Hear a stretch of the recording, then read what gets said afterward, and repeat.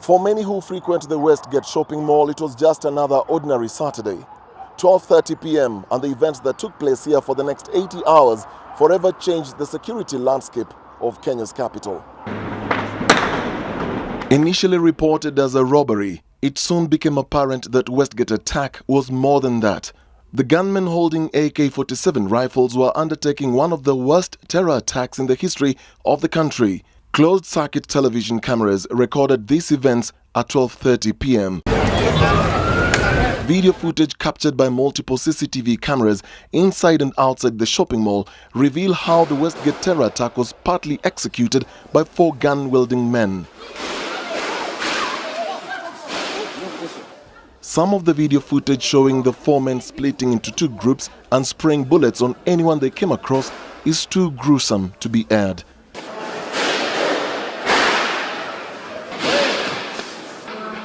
The attackers were shooting in the direction of anybody they saw moving.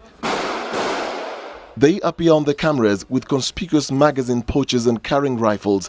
3 of the attackers are seen at the back of Nakumatt taking cover behind the shelves as they pause to talk to each other. One of them latches on his rifle before the rest join him. The terrorists, whose faces can clearly be seen, are dressed casually.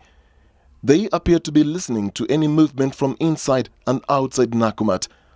One of them then switches off the overhead TV screen as they begin to take their positions.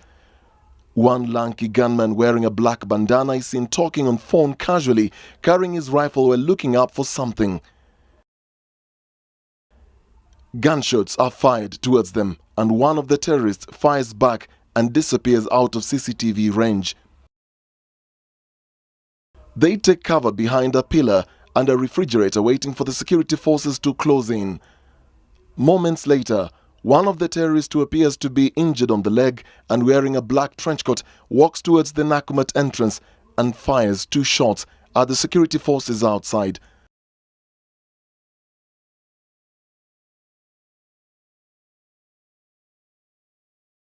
He ducks from a bullet and hides behind a pillar and calmly walks back as the other pair of attackers join him, and they take cover at different positions.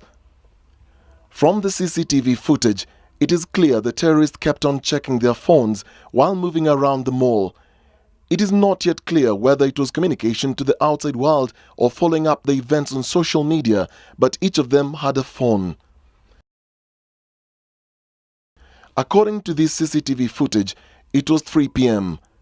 The 2 terrorists, one in a whitish shirt and another in a pink shirt, also have their arsenal secured in magazine pouches belted around their waist. They move around talking to each other and they are out of CCTV range.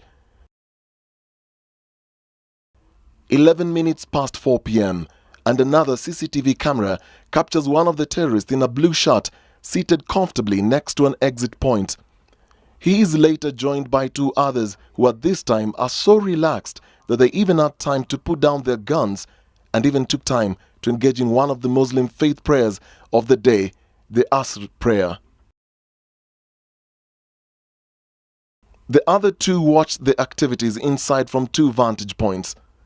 From the CCTV excerpts, there were only 4 terrorists who can be seen, which raises questions about the 10 to 15 figure quoted by National Security Cabinet Secretary Joseph Olelenku.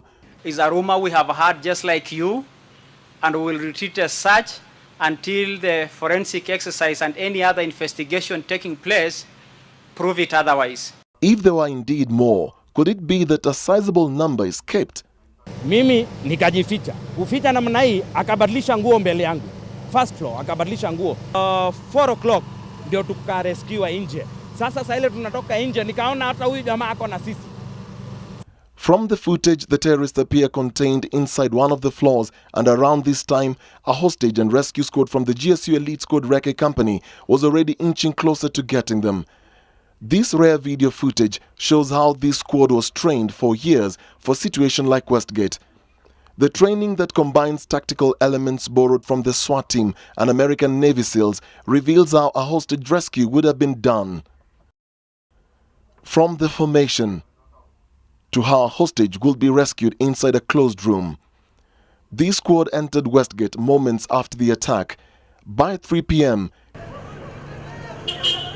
KDF soldiers were already making their entry to take over Westgate, and this is where a power struggle dragged the entire operation.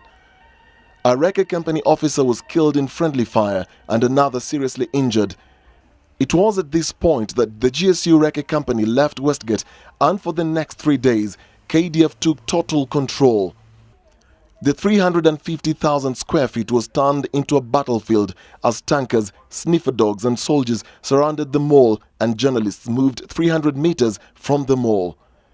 How the 4 gunmen were able to hold our security forces for 4 days still remains the big question. Dennis Okari, NTV.